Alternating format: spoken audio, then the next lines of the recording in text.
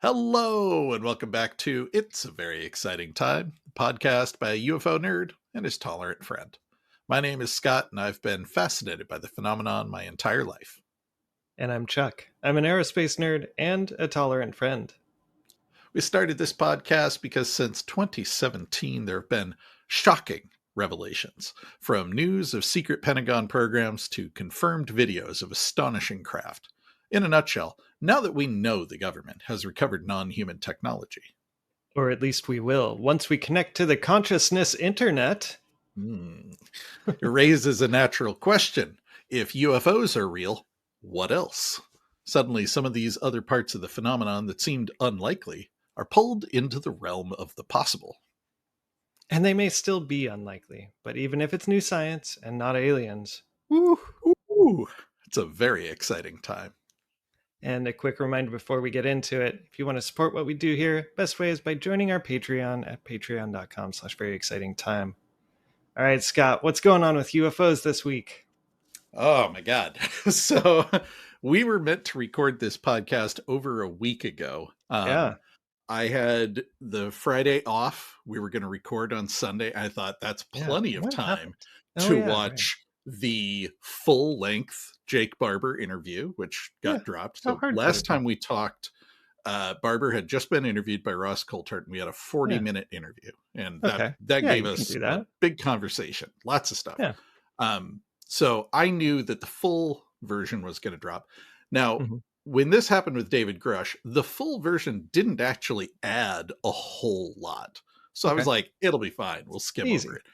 Yeah. And then, so that came out. That's 3 hours. Then Ross also dropped hour-long full uncut interviews with the other 3 Special Forces whistleblowers who were backing up Barber's claims.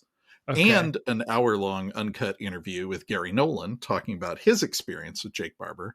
And then Jesse Michels, American Alchemy, also dropped a 3-hour interview with Jake Barber.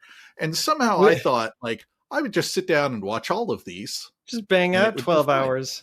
Yeah. That's only 10 to 12 hours of video. It's fine. And to be fair to me, I did watch it all by Saturday. We were going to do that anyways, but I think I walked into the room to talk to Annie, and she's like, "You look shell-shocked." Like, I had absorbed so much that, like, my brain hadn't had a chance to parse it. And I had to, like, it took another, like, 3 days before I could, like, gather my thoughts and extract all the quotes I wanted and, like, work this into some sort of narrative. So the good news is, I've done the work for you, dear listeners, for Chuck specifically. I've listened to 10 hours, 12 hours of interviews, and I've pulled out the juiciest morsels. Amazing. The cream of the crop. And there was a surprising amount. And I've even had to cut out a few bits that I really wanted to talk about. Like, there was a whole extended bit where Barber talks about gaming the Doppler system. Oh, interesting. Yeah. So in the military, he did something called red teaming, which means he plays the enemy in training exercises. And he says all this is learning what your opponent's systems are and learning how to exploit them. So he looked at the Doppler system, the system that is meant to review the public statements and confirm that you don't accidentally leak national secrets. And he's like, how can I weaponize this against the gatekeepers to determine who's keeping the secrets? Which we got a little bit of that for David Grush. Unfortunately, it would have been a very long discussion for very little beyond what I just told you. Hey, he tried to game the system and it kind of didn't work because the Doppler system is so slow that they just never got back to him. Which I guess that's one way to defend against malfeasance. Security through I don't know, ineffectiveness. Yeah.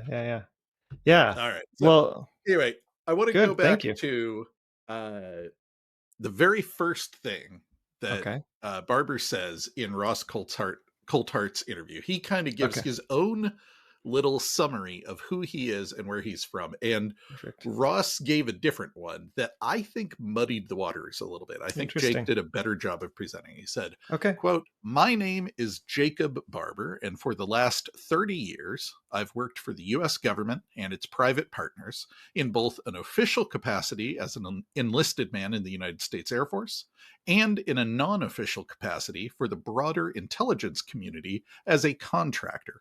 Over the last 3 decades, my work has been very diverse and has included the recovery of downed UAP of non-human origin.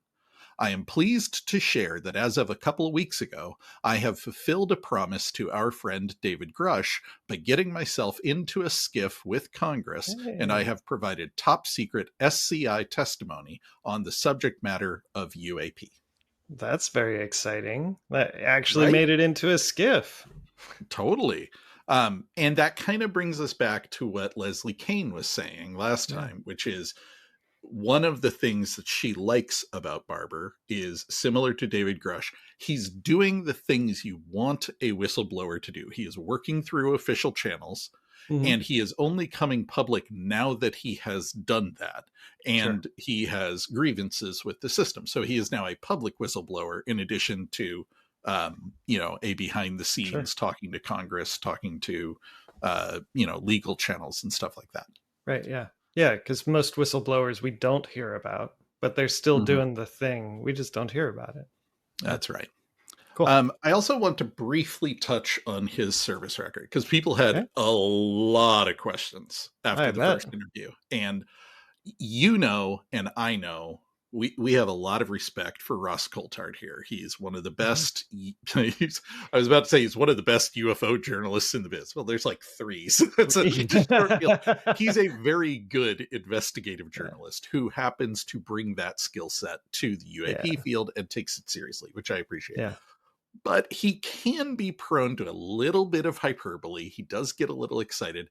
And he had so much stuff to get to from this 3-hour interview that if you take that 3-hour interview and edit it down, add in Ross's voiceovers and the quotes from the other people, there was probably about 20 to 30 minutes of actual Jake Barber material from the 3 hours. So I don't blame him for having to ruthlessly summarize his service record, but it meant there were some questions that unfortunately were answered in the full interview. So for people who didn't watch the full interview, they may have gotten the impression that he was being a little sketchy or cagey or implying that he had participated in programs that he did not imply he participated in. Okay. This is going to answer a lot of the questions in the Discord too that I saw. Yeah, totally. That's great. So again, thankfully, Barber's extended interview explained almost all of this. And I kind of summarized this last time as I don't have any doubts. This guy clearly started in the official pipeline heading towards the Air Force Special Operations Program, which is called Combat Control, and ended up being pulled out into a covert role. So Barber says, quote, "In high school, I was prospected into an enlistment program. It was a guaranteed training enlistment program contract for Air Force Special Operations. I finished my screening. I shipped off to Air Force Basic Training. After that, I completed Air Force Special Operations selection and entered into what is known as the pipeline. The pipeline is approximately a 2-year specialized training schedule where you go to a number of schools. At a certain point in my pipeline, I was approached by some individuals who had a discussion with me and convinced me it might be a good idea to consider becoming an airplane mechanic." That is such a weird way of phrasing it. He's being cagey for sure. Now, he does make it clear that he has a lot of restrictions placed on him from DOPSR. He is not allowed to legally name the program that he was working for. We don't know. It is strongly implied that he works for an intelligence agency, maybe the CIA, but he can't talk about that, which means he's left with these vague statements like an individual suggested I should become a mechanic. Okay, you're leaving a lot out here, buddy. I mean, that's why we call them the 3-letter agencies. Like, yeah, absolutely. yeah. Well, no, it isn't. We call them the 3-letter agencies because they have 3 letters in their name, Chuck. You're over dramatizing it. Okay. Maybe. That particular nickname has a very straightforward explanation. Yeah, but there's at least 3 of them that have like intel communities. Yes. What? Okay. They're all Right, intel. whatever. Okay. Anyway. We'll fight about this after the call. Barber continues. He says, so my cover was working as an airplane mechanic. He was very explicit about this. Airplane mechanic was the official on paper job. He did other things. He says, other than my cover, I spent a lot of time deploying on covert missions. And I'm scything down a ton of what he talked about here. He goes into some details, but in a nutshell, he says, I deployed to Bosnia. I was involved in the liberation of Kuwait. And again, he can't officially talk about any of these things because on paper, he wasn't doing any of it. He has to kind of dance around it. So Coulthart, to his credit, does a little bit of probing around like how much can he get Barber to admit to. Coulthart says, you have essentially had the training of a tier 1 operator, but you were not a tier 1 operator. And Barber says that's tier 1 operator is just special operations. So, the Marines, the Army, the Navy, the Air Force, they all have their own version of special ops. Those are called tier 1 operators. Oh, okay. So okay, got it. Yeah. So he has the training to be the best of the best, but he wasn't actually part of those programs. And Barber replies with a very straight face, that's correct. There is no evidence that I was ever assigned to any task force. I've got to imagine the approved answer that he is allowed to give via Dopser. Yeah, right. Yeah. There's no evidence. Yeah, so I mean, how do we know he wasn't just an airplane mechanic then, right? That's exactly it. Coulthart says one way that we can validate that you were doing special work is you were actually recommended for a heroism medal, weren't you? And Barber says, yeah, every once in a while, things would show up on my record. Now, that medal was squashed by my case officer because what the hell would an aircraft mechanic be doing chasing war criminals in Bosnia and doing so to the extent that he would find himself in a situation worthy of a medal of heroism? That's so funny. So he didn't get the medal, but the nomination was still on the record? That's right. Yeah. They also talked about like the fact that he had top secret clearances, which again weren't on his record, except Ross Coulthart was able to find record that he had a NATO top secret clearance.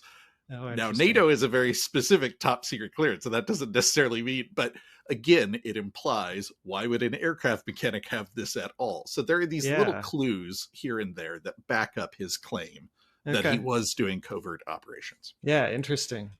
Okay. Now, I also want to talk a bit more about him establishing his cover and starting his work as a covert operator after he leaves the Air Force. So there's kind of 3 phases here. Phase 1, he is an on-the-books, like military asset. He's going through training to be an Air Force special ops guy. Phase 2, he drops out of that, becomes an aircraft mechanic, which is his cover for doing covert operations, but he is still an enlisted soldier. Phase 3, after 9/11, he left the Air Force and becomes a civilian, but continues doing special ops consulting work for the military and intelligence agencies. Okay. So he says, so after 9/11, I went back to California and I began going to work on the next chapter of my life, which is working as a contractor for the broader intelligence community. We say legitimacy is the best cover. So in order to provide a certain utility to the government by way of being a contractor, I have to go and establish my legitimacy. And I spent most of my time doing that. I specialize in security and transportation. I'm basically a helicopter operations expert and security expert. Huh. Okay, so he left the Air Force, started a a helicopter and lockpicking business. Security in this case doesn't mean securing things. It means like guys with guns keeping things from getting stolen. Okay. I like we the will idea fly of a him helicopter out and retrieve things. I like him. Like, you got a locked door on top of a building, I got you covered. And the rooftop door is locked. Yeah, It's a exactly. very exactly. narrow business, but people who are in that situation, Boy, will when pay you need handsomely. it. Yeah, so literally he left. He had to start up a helicopter business so that he could do helicopter contracting and do the stuff we talked about last time. But there is one really funny part about this that made me laugh. Barber says, actually, one of the first things I did is I had to go to commercial pilot school in order to create a legitimate training record so I could operate in an official capacity, this time as a helicopter pilot. But didn't he do this in the military too? So Coulthart, Coulthart asks exactly that. He says, so let me get this straight.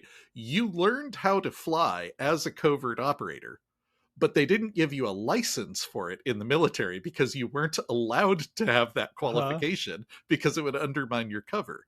So you had to go and pretend not to be a pilot in order to get your commercial pilot license. That's hilarious. Right? And Barbara says, yeah, that was loads of fun, actually. Pretending to be bad was quite easy in the beginning. The hardest part was faking a natural learning curve. He says, a few times I did take the liberty to mess with my flight instructor, but he just thought I got lucky.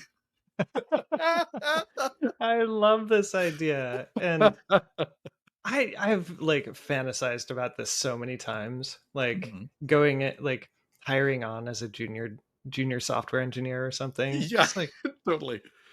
I'm just looking for a job where I can lay back, man. Yeah. Every now and then you got to bomb a PR just to make sure nobody gets suspicious of you. Exactly. I get it. Yeah. So Barber has left the military and he's establishing his credentials so that he can operate as a civilian contractor, basically providing the same services he provided in the military. He says, so we stood up a business and we held many contracts with the DoD, Department of the Interior, State Department, and other local agencies as well. And through that work, although the majority of our time was doing the day-to-day work to keep the business up and going, our real purpose was to make ourselves available for the calls that would come in. And then we would be put to work on missions for the program. Oh, all right. The program. So this is like, is this like crash retrievals in Nevada, or are there like steps that got up to that? Yeah, so we talked about that last time, that he just called it the range, and we assumed it was the military testing ranges out in Nevada, like Area 51. But actually, he confirmed this particular range is in California. Oh, okay. He said, when a call would come in, typically it meant we were going out to what I call the range, which is in the desert of California, a giant playground for the DoD and its private aerospace partners for testing weapons technology, radar technology, experimental craft, and that craft's resilience to radar and weapons technology and vice versa. And we would be out there to support from a security and transportation standpoint, the operations out there. Okay. So like, okay, now the security kind of makes sense here. Like, not only do you have a crew with a helicopter that can pick stuff up if it needs to be picked up, but you also have a crew who can chase things off in a legitimate capacity without actually naming any three-letter agencies. And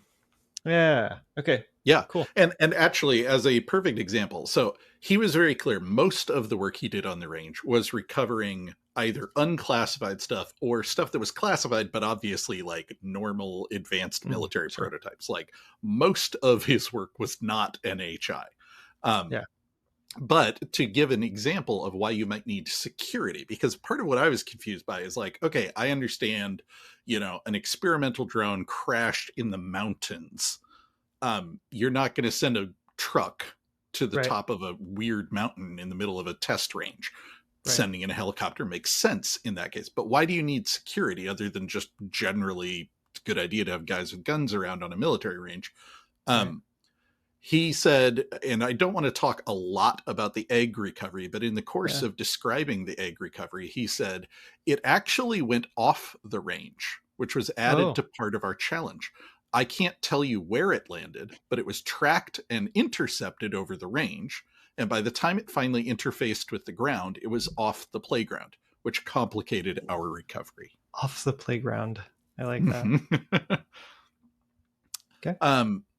So yeah, the other detail I wanted to share about the egg is Ross is pressing him at one point. He goes, "How did you know it was non-human? Like, I accept that an egg is a weird shape, right. but how do we know this isn't some weird advanced thing?" And he says a few things that basically boil down to, look, I would know. I see all of the advanced tech. This is not like anything else out there. And that's kind of satisfying. Yeah.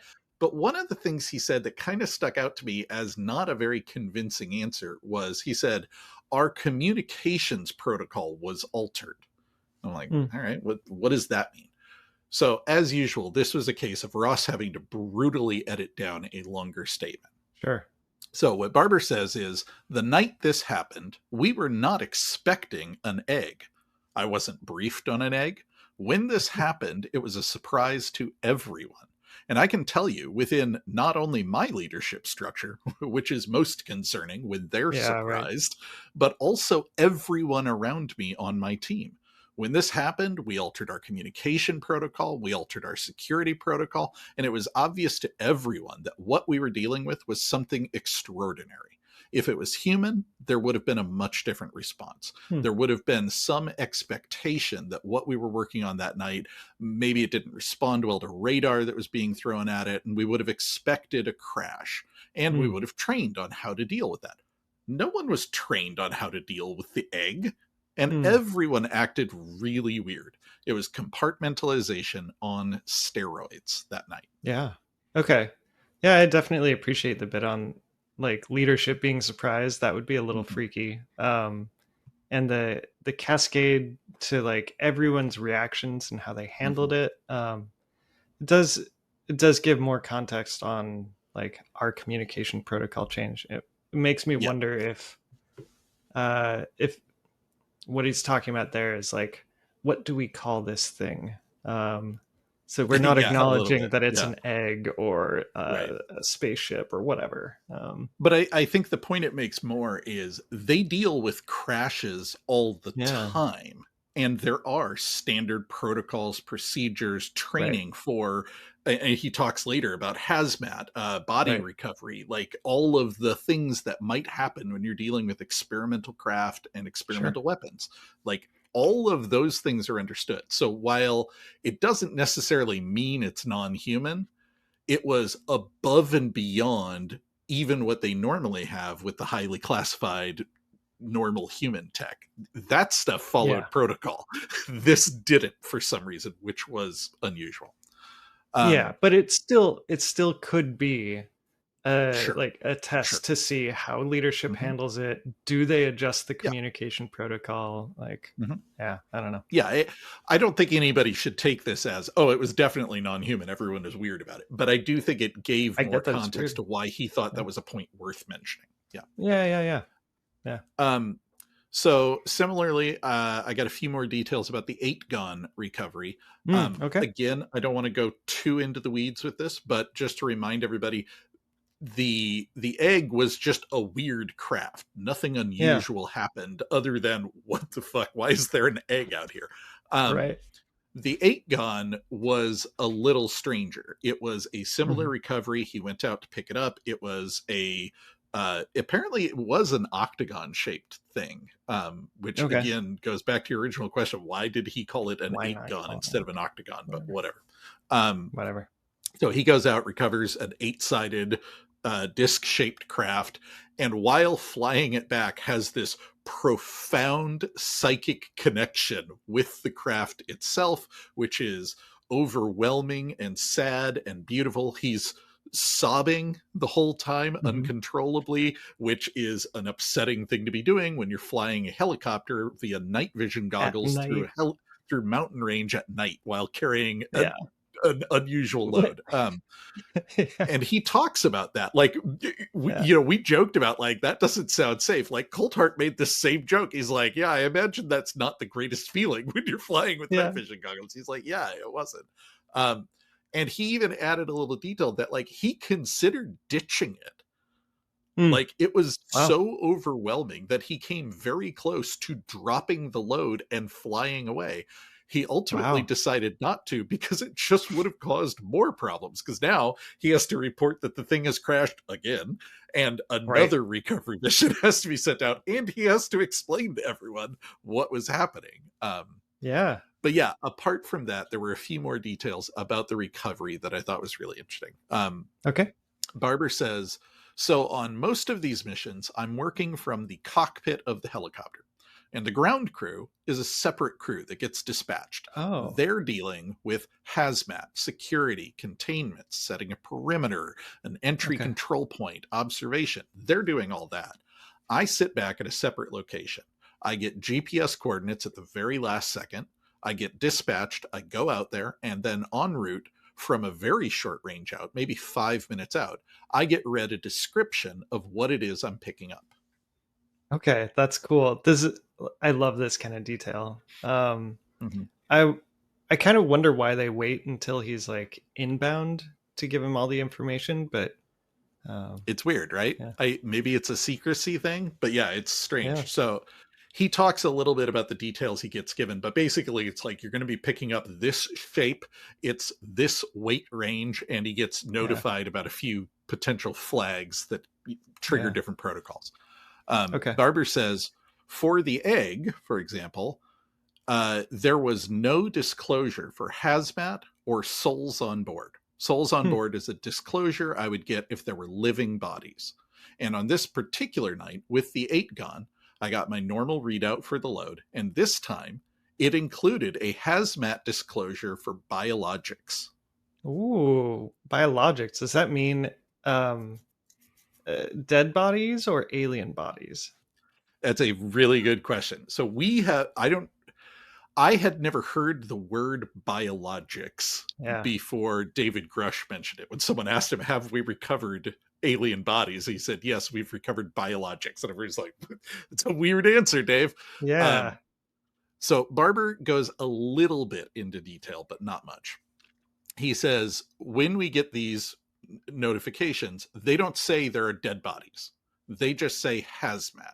So I've Oh. seen plenty of human bodies and recovered human bodies in this same way. It's a standard disclosure. So when I was flying in, I thought that's what we were dealing with. It's like, oh shit, pilot crashed on the range and we're hauling off, body parts. This night, I get an approximate size and dimension, and then I get negative souls on board and a hazmat disclosure for biological hazmats. So biological hazmat does suggest bodies, but it doesn't tell you what kind. Exactly. Okay, but the craft is weird. Implication is maybe non-human bodies. Absolutely. Okay. Yeah. Barber says, this is from later. He's talking about what kind of biological entities they've recovered. He says, there might be biological entities, and we use the word biological for a very specific reason. We are not here to imply that it is sentient or has consciousness. We really don't know that. There is some evidence that shows that these are something like soft tissue drones or lab meat that was programmed in order to operate craft, like meat robots.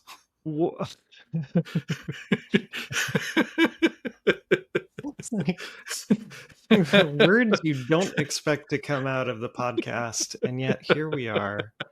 We need an out of Meat context channel. robots. Yeah, right?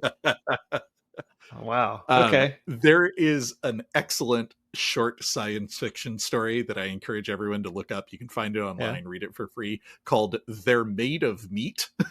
It's from the perspective of an alien researcher who is telling his comrade about this weird alien race they found, which in the context, it becomes obvious they're talking about humans. And the whole time they're like, what do you mean they're made of meat? Like, they're made of meat. They're thinking meat. How do they talk? They flap their weird meat parts. Like, they're just horrified. That is a good story. So anyway, Barber says, and we have heard this from other people, which is why I'm mentioning this. Specifically the Greys. There have always been rumors that they are maybe not traditional life forms. There may be Mm. drones or robots or something Mhm. like that. They just behave in a very mechanical, robotic kind of way. Okay. So Barber seems to be implying the same thing here, that there are bodies in the craft, but they aren't necessarily like sentient or alive in the way that we might understand it.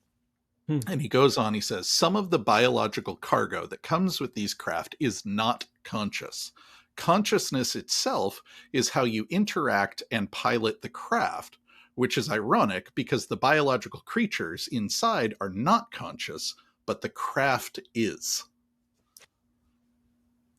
Uh, this makes me think about, like, if the craft was AI, but it still recognized that it needed to have pedals and buttons, and so it created a Yeah. semi-conscious meat robot to drive the inside, but it's really Yeah. still AI. Like, Now, it is unclear to me whether he is actually saying, we know the craft themselves are yeah. conscious, or if he is implying that because consciousness is the mechanism by which you interface with them, which we will talk more about, which is all very weird. But the short of it is, the easy way to think about this is aliens in a mechanical craft. And what he's Mhm. pushing back on is, well, there are biological bodies in Right. a craft, but the bodies show no evidence of being conscious, and you have to interface with the ship itself, which means Yeah. maybe we're thinking about this the wrong way. You would have to, like, you have to assume that we would be. Yeah. Um, I also Aliens are wonder going to if be alien.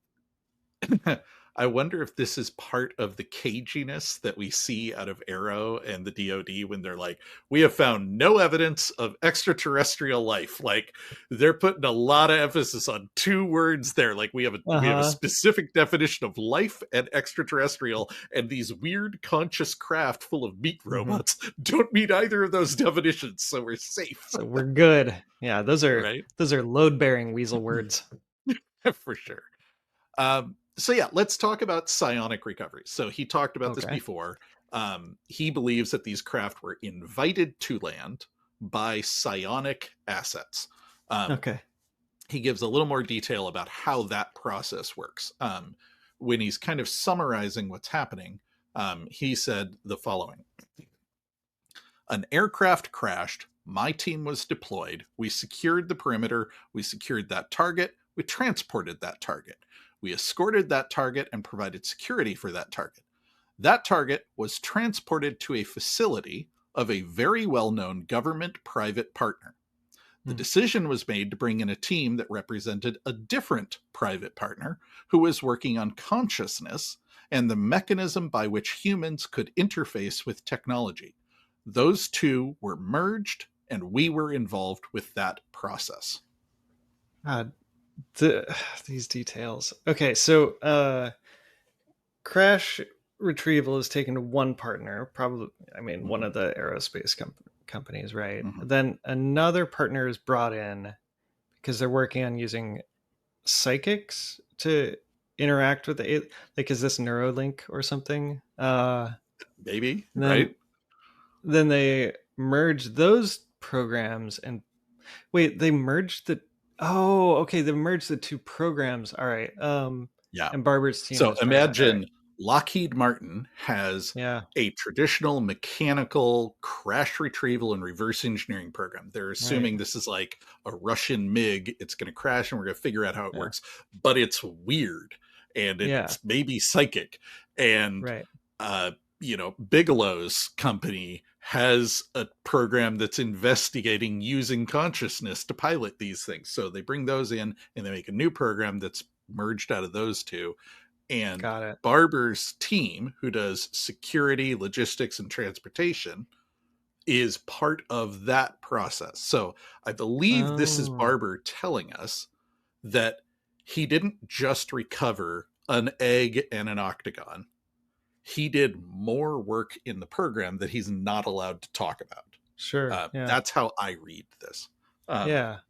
Okay. So then And I he would goes, imagine sorry, go during ahead. acquisitions like that, where one program is acquiring another, there's probably not all the same security protocols set up. And you learn a And your couple guess extra is as things good that, as mine. yeah, I Yeah. suppose. Yeah, good point. Yeah. Okay. Um, so yeah, Barber goes on to talk about this a little more. He says, in the program, there was certainly a desire to explore the idea that perhaps UAP could be summoned, could be communicated with, could be controlled, and could be persuaded to land, all by deploying people with psionic abilities to interface and communicate with the UAP. I saw that happen. Oh, okay. So he's saying he has firsthand experience in the program that isn't limited to the egg or the Eight-gon. He was involved in other psionic operations. That sure That's sounds like what he's cool. saying. Yeah.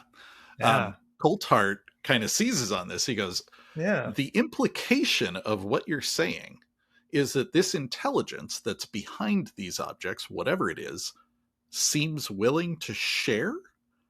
And Barber says, yeah, I think it ultimately is working for us, and it's commonly talked about that what we are getting, even when we weaponize it, is a donation. Hmm. That's a really funny donation. I feel like we might be ascribing too much to it, but I kind of Oh, for imagine sure. this idea of like an alien or like an animal learning how to control radio antennas, and they start deorbiting Starlink antennas. They're like, oh my gosh, we can Yeah. summon them. Yeah. It's a donation. Like, no, Absolutely. no. So if we're sticking to the nuts and bolts level, Yeah. that is a wild read on this situation. Yeah. Hey, we figured out how to point microwave pulse weapons at these weird objects in the sky and they And they crash. fall It's a out of the gift. sky. Or, hey, we had a guy think at it really hard and it landed. It's a gift. Yeah. Absolutely. On a nuts and bolts level, this is a big reach. What I will say is this idea that the crashes are not actually crashes, but are actually a way of seeding technology or kind Mm, of guiding humanity down a particular developmental path is something that's been floating out there a long time. Um, right.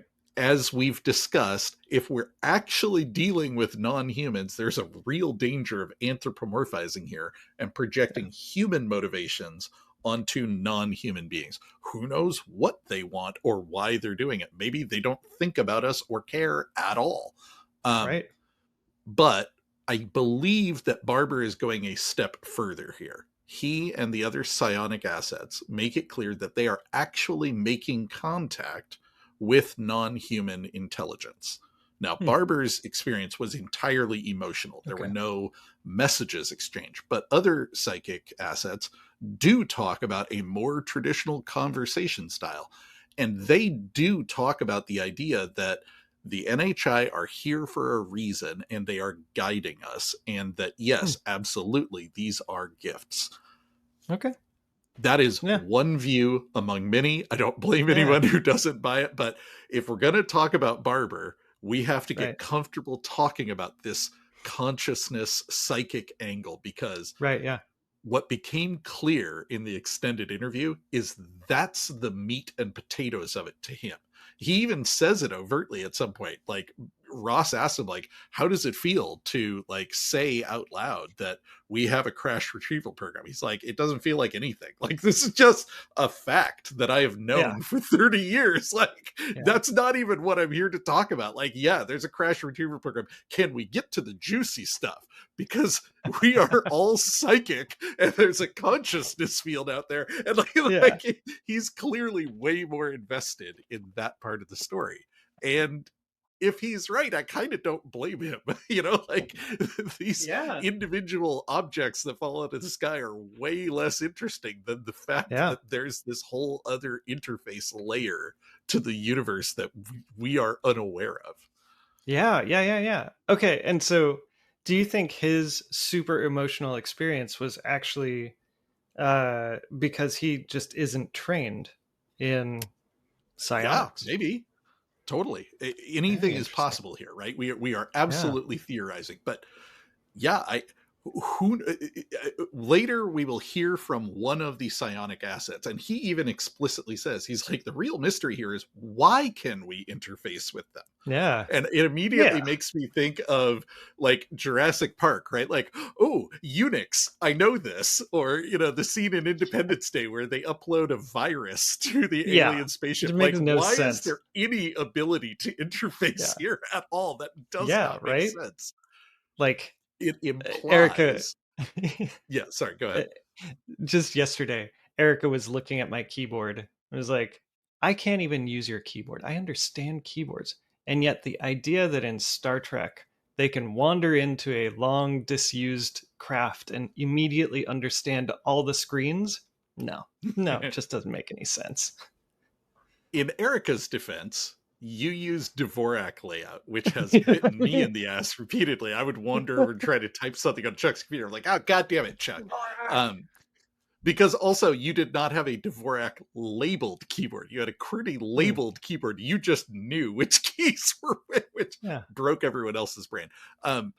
But if I can pull out my Star Trek geek card, the whole idea with Star Trek is the Federation uses a standardized GUI called LCARS, and anyone would be able to use it. I would bet if you were to board like an alien spaceship, you'd be like, what the fuck is this interface? But they do it on the Klingon craft too. And well, all right, fine. This is going to be a long conversation after this call. Oh my God. All right. We got to focus up here. So consciousness, psionic recoveries. So Barber joins a program that is bringing in psionic assets and is trying to communicate with craft, interact with craft, control craft, and bring craft in for a landing. And then once it's landed, they want to try to reverse engineer it. And the psionic assets are still involved at that point. Barber says, so there's a certain effort to reverse engineer these craft. That effort very quickly led to the idea that the power plant for these systems and the interface to manipulate that power plant was not done through mechanical interface of levers to manipulate control systems. It was done through the mind. Okay. I guess that kind of makes sense. If we can accept that psychic connection can summon them, why have mechanical controls at all? Right. Yeah. Maybe consciousness is the universal interface that any, properly leveled up being can do. Coulthart echoed. Sorry, I do want to say this does seem like a security risk. Yeah.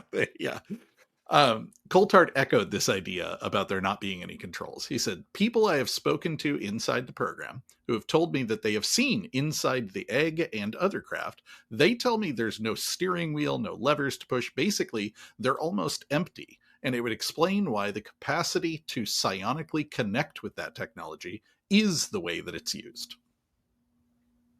Yeah. I'm just thinking about all our web design skills have an expiration date. We're going to have to come up with psychic interfaces and psychic bootstrap and Tailwind. Oh man. I thought it was hard enough learning React. Now I got to learn Psychic OS. Yes, exactly. Coulthart goes on. He says, another story I got told is that for years, there was a craft that was hovering in one of these secret Black World warehouses, and nobody could figure out how to open the bloody thing. And one day, one of the blokes working on it puts his hand against the side of it and just thought to himself, oh God, I wish this would open.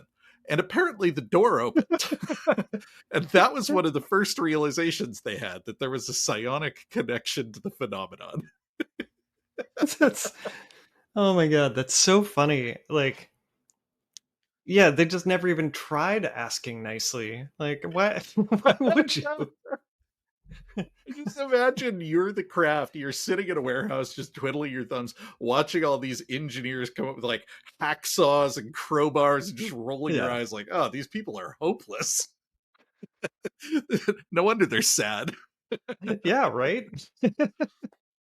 All right. I mentioned that we were going to hear from one of the psionic assets. So later on, we're going to talk about Skywatcher, Barber's new organization, put out the first episode of their they didn't really say what it was, docu-series, I don't know, but they're Yeah. like effort to document what they are doing. And in Yeah. that, we meet one of the people they have recruited, who is a guy named Jordan Jozak. He said, quote, "I have firsthand experience in a psionic exploitation program where I interfaced and worked with non-human intelligence and UAP directly. On a daily basis, this would look like things that many people would consider woo-woo-y, like astral projection or meditation. But ultimately, what we were really investigating was how far we could stretch the balance of human consciousness. Beyond that, how could we get human consciousness to interface directly with things like recovered materials and recovered craft? And what I can tell you is ultimately that they interfaced with us. And what I mean by that is my consciousness could project into these craft and then access a suite of commands, essentially capabilities to do various things, including piloting. But ultimately, the story is not about piloting some UAP with your mind. This story is much more about what even is consciousness? Why can we interface with these things?" Yeah.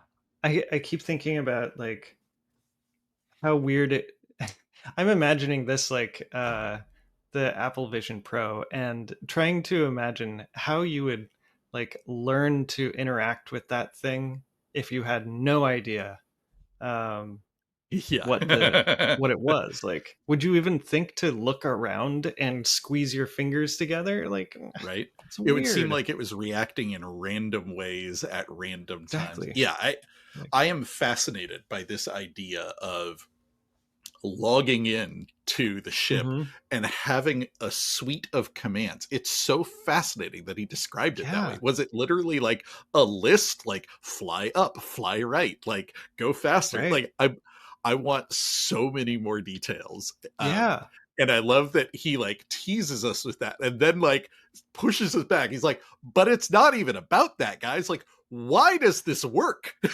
yeah, this makes no sense. What is consciousness? yeah. I mean, yeah. Would you represent it as a list, or Hmm. does consciousness have a type of like Right? multi? Yeah, God, Yeah. so much there. Um, so Barber chimes in at this point. He says, and psionics is not a woo-woo topic. It's so matter of fact to me that it's the same as saying like night vision goggles. Like it's Sure. there. We use it. Like you can, and then he goes on to describe it in a way that he had a really helpful metaphor. He said, you can think of consciousness as a field. It's like the internet. It's always there. We can't see it. It's full of information and exciting things, but you can't point to it. You have to be able to tap into it. You need something like a Wi-Fi antenna to get there. So Mhm. individuals that have this gift are people that have been trained and have the talent to serve as a Wi-Fi to tap into the consciousness field where everything in the universe seems to exist or have its presence. Oh man, that that is a really cool metaphor. Mhm. Um, like it's there, we can't see it, but especially Wi-Fi. But Well, man, what I love is I don't know if Barber came up with that metaphor or if that's how it was explained to him, but yeah, what's fascinating about that metaphor is it's taking something that probably doesn't exist as a field that you need an antenna to tune into, but it expresses it in a metaphor that a common soldier can understand and make use right. of in the field. Like, oh, he's accessing consciousness. Like this dude sitting in a chair who, like, you don't have to think about how it works. Like, Yeah, there's some magical voodoo here that lets this dude close his eyes and now he's piloting that ship in the sky. Sure. I don't know how yeah. No, Wi-Fi works either. but now I am wondering about exactly what that other guy was saying. Why do we have an antenna? It's so weird, right? Yeah. Gary Nolan at this point pops up. We don't hear a lot from him. He is very hesitant to chime in because both Yeah. Jake Barber and Ross Coulthart are breathless about this Hmm. stuff. And Nolan still has to go back and talk to his science buddies who are already very skittish about this topic. So he's very hesitant to do anything that looks like, hey, you guys, psychics are real, you know? Yeah. But what he does say is, look, in the 80s and 90s, there were military programs called the Spidey Sense program, where they were identifying people in squads who the rest of the squad members said, hey, when Joe says don't go that way, we should go another way. The people that they trusted. Now, maybe those people were picking up on something that's just a form of communication and physics that we don't quite understand yet. Yeah. I mean, it is really cool that Gary doesn't dismiss it outright. Yeah. He's real quick to point out that he is a skeptic on it. And whenever he talks about it, he says things like, what I can say is there was a guy here exhibiting distress who claimed he was connected and we saw something. Are those the same? I don't know. You know? Yeah. Yeah. So if the military found out how to make this a protocol for summoning UAPs, what does that actually look like? That's a really good question. And Barber talks a little bit about the protocol. Okay. Barber says, in order to get to a state where you can connect with these things, you need to satisfy the instinct, suppress the intellect, and heighten the intuition. He says, so how do we heighten intuition? Through stress inoculation. You do it through triggering fight or flight. All these things get activated. You've got to hijack the amygdala and boom, you put someone there. How do you subdue the intellect? By disassociation. There are chemical ways to induce disassociation, and there are more proactive ways like through meditation. And finally, your instincts have to be satisfied. You have to be comfortable. You can't be hungry. You can't be horny. You can't be tired. You can't be worried about your survival. You can't be cold. You can't be hot. All of that has to be taken care of so that the limbic part of your brain is not freaking out while you connect to the consciousness internet. Yeah. Okay, so satisfy the instinct, suppress the intellect, heighten intuition. These all do sound like I don't know. They sound like some of the meditation teachers I've seen. There's a big overlap there. Yeah, I bet. Can anyone do this, or is it like only specific people? Or yeah, I have heard different answers on that. What we've heard Lou Elizondo say, he was talking about remote viewing, but he said something similar. His understanding is anyone can be trained to do it, but some people are more naturally talented at it than others. There are some people that this just comes super easy to them, like breathing. There are others that, I learned it, but it's a struggle every single time. Which implies we all have the Wi-Fi antenna, but we don't all have the talent or the ability or the training to use it. But Coulthart asked this exact question. He says, was there any group that was especially susceptible to being able to engage with this technology? And this is a leading question because he immediately follows it up by saying, it has been suggested to me that left-handed gay men are particularly good at it. What? That is... And Barber responds, he says, that certainly seems to be the case, that there is a larger distribution of the predisposition for psionic ability among gay men. I was not expecting a confirmation of that. And absolutely, right? How did the military find this out? They were so anti-gay for so long. So Shane Franks, who is an Air Force veteran who claims to also be a psionic asset, who has been interacting with this story on Twitter, says, for the record, trauma is a stronger indicator of psionic gifts than traits like being left-handed or part of the LGBTQ plus community. Individuals who have endured trauma often experience disassociation, which, combined with heightened neuroplasticity, enables the rewiring of neural pathways, potentially unlocking extraordinary abilities. Yeah, okay, that makes way more sense to me. And left-handed gay men probably experience a lot more trauma than there is that, other people. Okay, so how big is the sample set? How many assets do you need before you can make statistically significant insights like that? That is a very good question. And of course, we don't know. We don't know how many psychic Yeah. assets there are. Yeah. Is this a completely meaningless observation? Like, yeah, we got 30 Right. assets and 3 of them are gay. Like, okay, Right. that's not a Yeah. meaningful sample pool. But to his credit, Jake Barber responded to Shane Frakes when he posted this and said, yeah, people are really misunderstanding the nuance of this gay left-handed factor. Here's an example that will clear it up. Let's say, hypothetically, 1 out of 1,000 people are gay or left-handed in the general population, and 2 out of 1,000 people are gay or left-handed in the population of people with substantial predisposition for psi.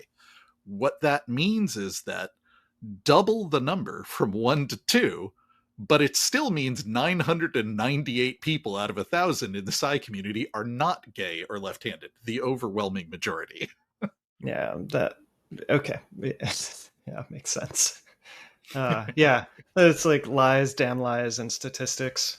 Absolutely. Yeah. Yeah. It's clearly one of those things that he learned that he thought was interesting, and Coulthart probably heard it and seized on it, but both of them were kind of failing to communicate the context, which is, yes, it is statistically significant, but it doesn't actually mean anything because it's still a vanishingly small part of the population. So, Yeah. Yeah. So, the next thing I want to talk about is similar to how, in the last episode we covered the egg and the Eight-gon.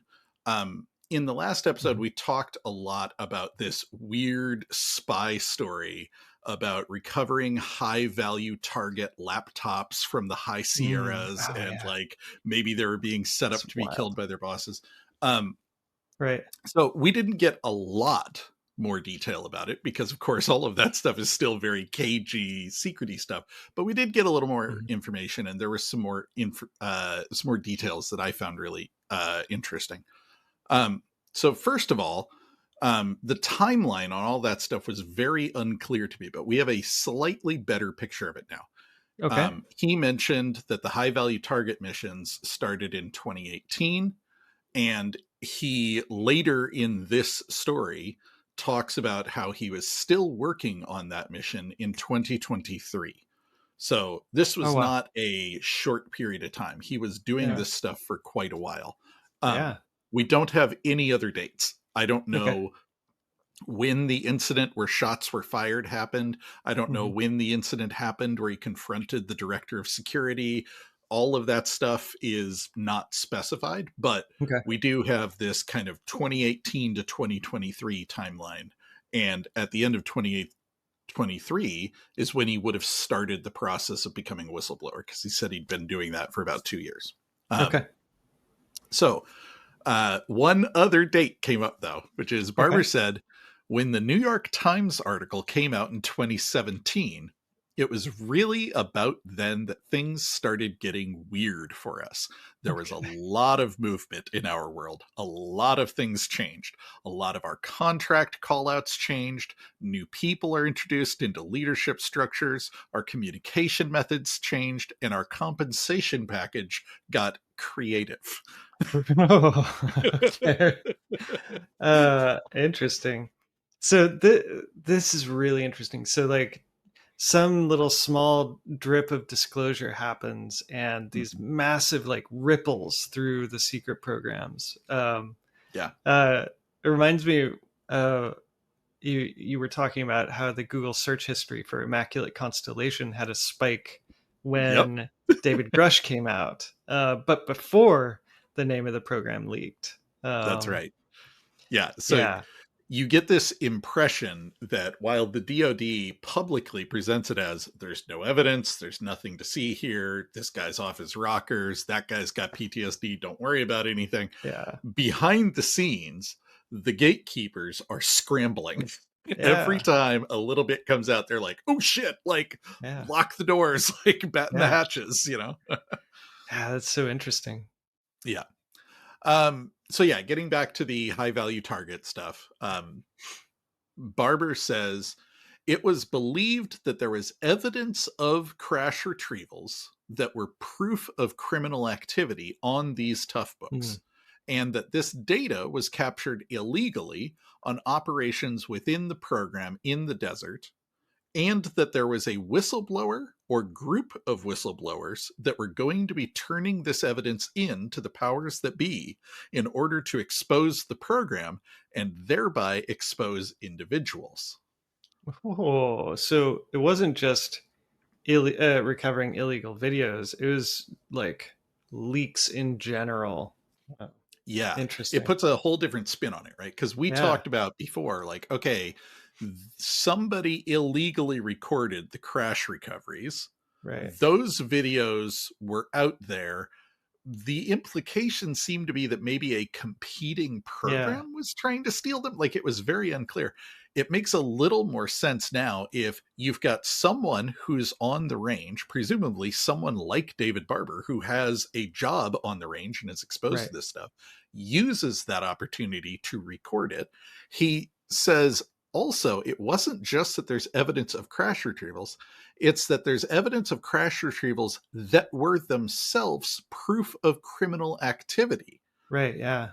We don't know what the criminal activity there is, because if there is a crash retrieval program, almost certainly it is legal in some definition of legal. Now, it's being illegally Right. hidden from Congress, but certainly it is funded and run through channels, and the people who work for it believe it's legit. So Right.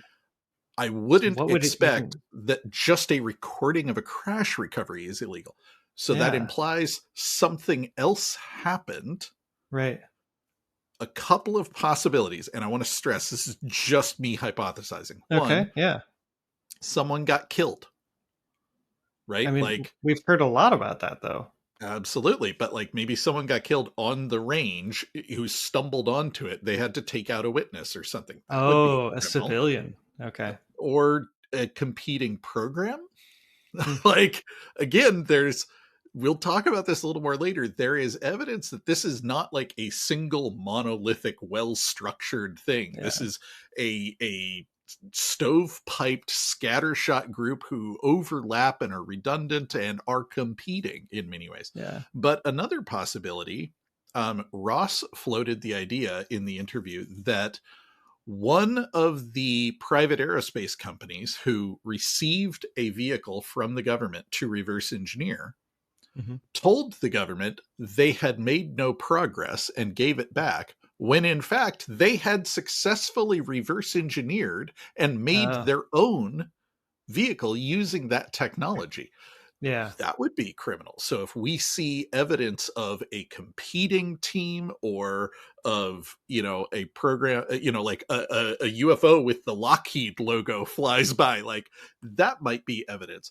He Yeah. also strongly implies that it's not just that a program is going to be exposed, but that individuals who have Yeah. committed crimes. So anyway, it just Yeah. puts a whole different spin on this Yeah. idea of recovering it. The idea that the videos are not just videos of recoveries, but of criminal activity, that the Yeah. videos are going to be used by a whistleblower, and Right. that particular individuals will be endangered by this. So this Yeah. kind of explains a little more why there's this kind of cloak and dagger shit going on. Yeah. And it makes it like we get the feeling that Jake Barber is a conscientious individual. And the Mhm. idea of going to this much work to cover up what is ultimately a whistleblower who's Mhm. trying to do the world better Yeah. um, would probably rankle on him a little bit. You just hit the button. We'll talk about that Okay. particular concept a little more later. But Yeah. yeah, so Barber goes on. He says there were at least two adversarial parties who would do anything to get their hands on these targets, and we got caught in the middle. The next mission we went out on, I'll just tell you that shots were fired. Now I'm going to Hmm. interject here real fast, because in Coulthart's interview, he says there was evidence that shots were fired, which implies they arrived at the location Yeah. Right. and a firefight had just happened. Right. When he tells the same story to Jesse Michels, he says, I'll just tell you that shots were fired. Now that could be read the same way, but it could imply that his team was involved in a firefight. Mm-hmm. And that reading feels more accurate to me based on the way he reacts. He comes back from that mission shaken and convinced he is in danger. He says, we got jerked around on that mission. We were given a partnered air asset instead of using our own. Remember, his whole deal is he's a helicopter pilot. Like, right. Why would the fact that they would give him a helicopter instead of using his own is weird. Our intel changed at the last minute. Our location changed. There was a lot of bad things that were going on rhythmically that did not smell right. And we called bullshit. We deployed our own air assets and we got the hell out of there. I was concerned we were being set up as a suitable patsy. Yeah. Yes. Yeah. The idea of being given a helicopter instead of using their own is kind of chilling in that context of being set up. Right. Like, yeah. Like, is he worried that this helicopter is going to explode the minute they lift off? Like, oh, right. Well, like, yeah. Yeah. But it goes further. So we kind of heard that story in the original version. Like, hey, we got out there, we were worried we were being set up, and then we looked up the director of security. There was a detail that Ross cut out, and I don't blame him, but it was really interesting. He says, after that mission, I cut ties and had to get rid of everyone on my team and rebuild a brand new team from scratch. We cleaned house, and I went back and recruited through very reliable sources. And we set out to try to figure out exactly who the adversarial parties were that were both interested in these laptops. Yeah, that's super interesting. So like maybe he doesn't trust the people on his own team, but hiring from outside is also tremendously dangerous. You don't necessarily trust outsiders. So again, we don't know, but what this implies is his team had been populated, not 100% people that he had personally vetted. Like, he's working with these programs. They assign some people to him. He gets back. He's like, something's wrong. I don't trust the people who hired me. I don't trust the people I'm working with. I just know every instinct at me is screaming, fire everyone. And this explains a little bit why the special ops guys come out to back him up in the story. These are the new guys that he hired. These are guys he has personally vetted, has a personal relationship with, trust him more implicitly. These aren't just employees. These are other people he knows through the spec ops world that he's gone on missions with and goes, that dude, I want him. You know? Interesting. Yep. Yeah. Barber says it was obvious to us at least who the employer was, but they were now in question in my mind as being part of the problem we ran into. Perhaps it wasn't this company. Perhaps there was someone in mid-level management or someone completely external that was masquerading as representatives of this company and liked wearing their merchandise. Absolutely. Like, yeah. Can you really like, trust? How do I know this guy actually works for Lockheed, right? Yeah, right. Like, if they have a Lockheed shirt on, does that really, like, is that enough? Yeah, he had a business card. I can get business cards printed. That's really interesting. So Barber says, so I reached out to the director of security for the particular organization, and I spoke to them directly about our operation. I found out that the people at the top claimed to know nothing about it, and they didn't want to touch it with a 10-foot pole, and they advised me to leave it alone. Interesting. Yeah. So he mentioned that bit before, that they talked to the director of security, and but this explains a little more. He's working for someone. He was hired by somebody claiming to represent this company. He feels he's been set up. He goes to the top of the company. The top of the company is like, I've never heard of you. I've never heard of this operation, and you should get out. Yeah. That's right. Upsetting. One of the other spec ops guys who works for Barber, Don Paul Bales, said, he was at this meeting. He said, when the people who are supposed to be at the highest levels are afraid to discuss what you're doing, that's a clue. when they are worried about their well-being and the well-being of their families, and they say the smartest thing you can do is let this go, don't ask questions, walk away, when they're afraid, then there's cause for concern. For sure. So like, Right? yeah. So what do you do after that? Like, do you go straight to Ross at that point, or there's He some did steps? not. Okay. So Barber says, when I went to the director of security and realized that he did not have my back, I realized I couldn't trust my nebulous network anymore. And I was at a loss. So I found myself reaching out to the one thing that was always my get out of jail free card, which was, if I knew if anything got bad, I could go to members of Congress, particularly the Senate Intelligence Committee and the monitor for the CIA, and plead my case and ask for help. So we started there. And unfortunately, that was a very disheartening experience. Oh no. Okay, so he decides to go to be a whistleblower, but could Congress not help, or did they not want to help, or Yeah, I this don't is know. real interesting. He said, going there, asking for their help, that very quickly turned into them asking for my help, which What? was extremely disappointing to say the least. But they were scared. They were scared and they were running into their own problems. They were being harassed and they were afraid for their own personal safety. They were Oh my feeling gosh. threatened, and other people they were speaking to as sources were being threatened. They were being Hmm. bullied and harassed at their homes and were scared for their life and wanted me to set up a personal protection detail to help protect them. And I was like, fine, fuck, I guess this is where we're going with it. I mean, I guess you take the contracts where they come from sometimes, but wow. So they not only could Congress not protect him, but they need their own protection. Right. Which Yeah, is that's really interesting because we have yeah, heard over and over again that the whistleblowers are being yeah, harassed. We have right, not yeah, heard that Congress people themselves are being harassed and yeah, threatened. And that yeah, is really worrying because yeah, it kind of explains why maybe there's a little bit of lack of will to really pursue this topic. right, yeah. Especially the Senate Intelligence Committee. Like, Mhm. that's not the one you want afraid. No. There's Um, Barber goes on and he says, because Ross is asking him, have people died to protect this secret?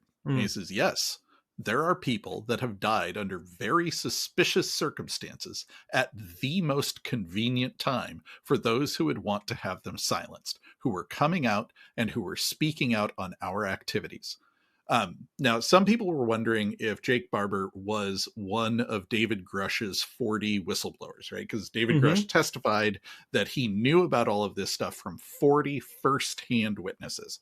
mm-hmm. Jake Barber clarifies he is not one of those witnesses. He says, Okay. I met David Grush after his initial complaint.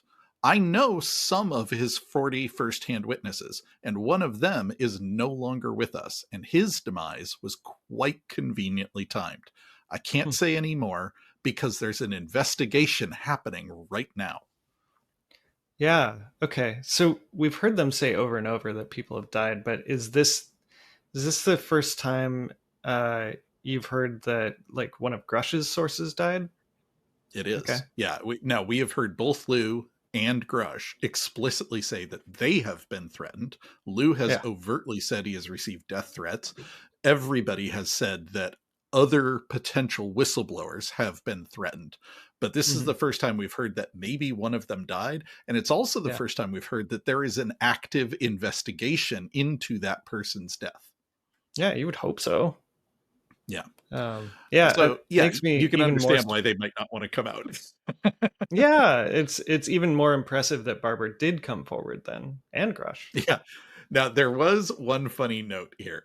So Barber, for the most part, is keeping it very level-headed, right? Hey, I was running this team. After 2017, things started getting weird and more Yeah. cagey, and I started having some doubts. And then it looked an awful lot like we were about to be set up. And then I found out I wasn't working for who I thought I was working for. And then I Yeah. went to Congress and they couldn't help. Like, it's all very like building the playbook and saying, hey, you know, and this is why people are afraid. This is why I'm afraid. This is why I'm going public.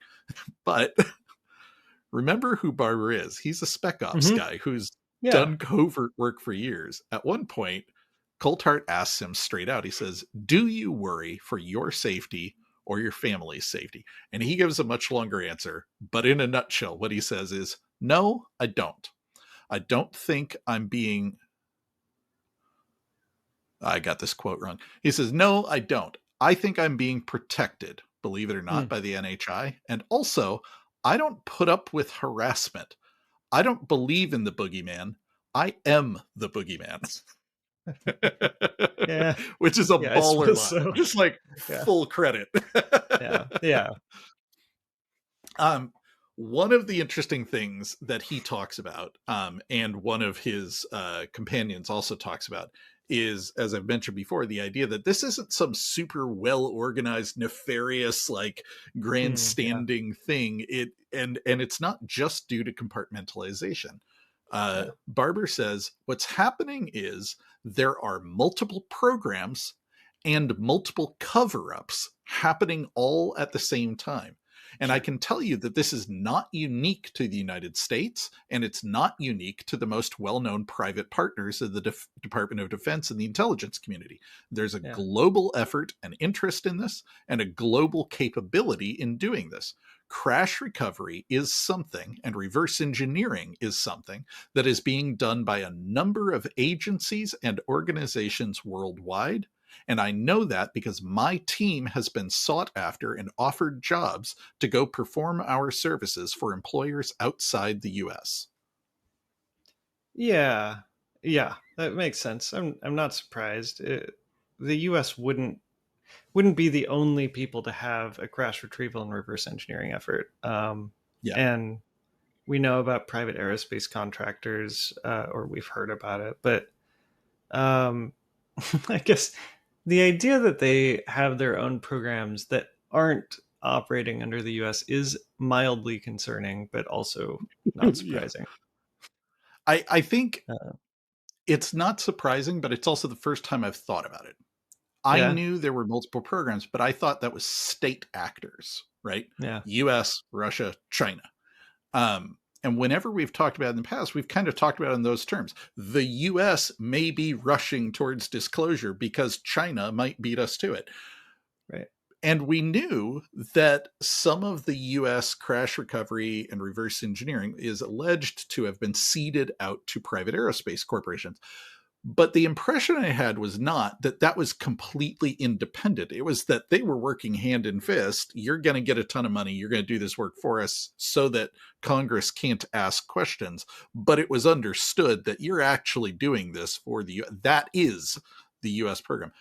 What we're hearing now, together with Coulthart's allegations that like maybe some of these programs have been less than honest with the U.S., is there are not only the US and private aerospace, but there are independent private groups outside of these circles that are doing their own efforts towards this, which is super concerning because it implies there are kind of like, I mean, rogue is a complicated word, but like rogue agencies, rogue organizations that are doing what they want that aren't accountable to anyone in any way, shape, or form.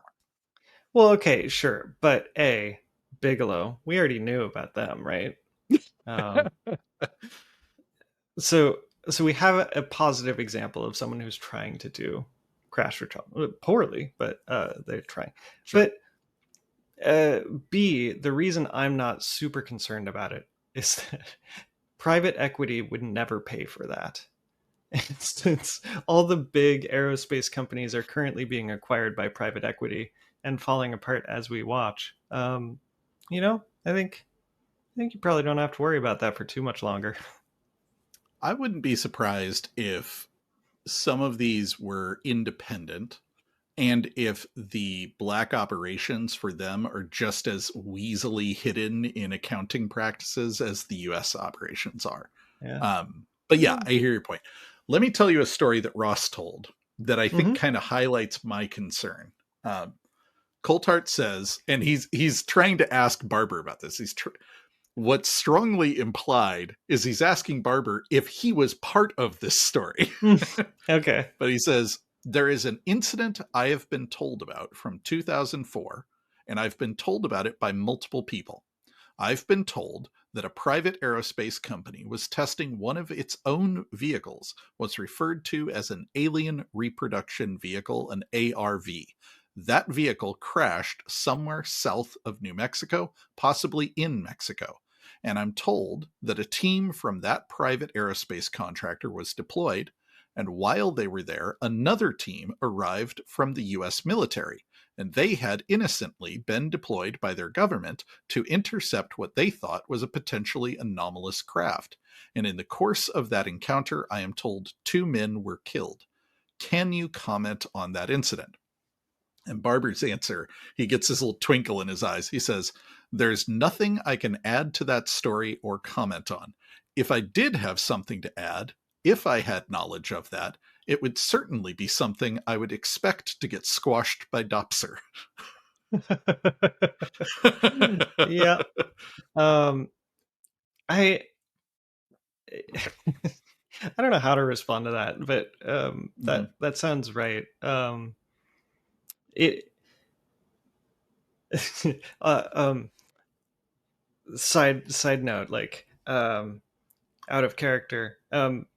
Scott's comment here is like is I respond about how like horrified and surprised I am that private aerospace would do their thing outside of the US and they're not on the same side, but I am absolutely not fucking surprised. You're not surprised or horrified. Yeah. In the slightest. This is my moment. Yeah. No, I am horrified by that. And I think it gets back to what I was saying. I kind of assumed that while this stuff had been outsourced, we were still working very closely with them and we're allies and we're largely working in lockstep. And the idea that we would outsource to a partner and that partner would kind of go rogue and do their own thing is itself upsetting. And then the idea that these two competing teams would come across the same vehicle and get into a firefight over it is extremely upsetting.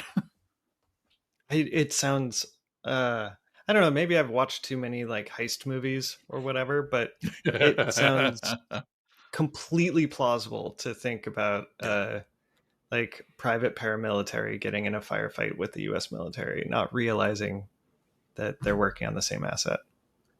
Well, I've got good news for you, buddy. Our next story is right in line with this. We've talked a bit about Stephen Greer in the past.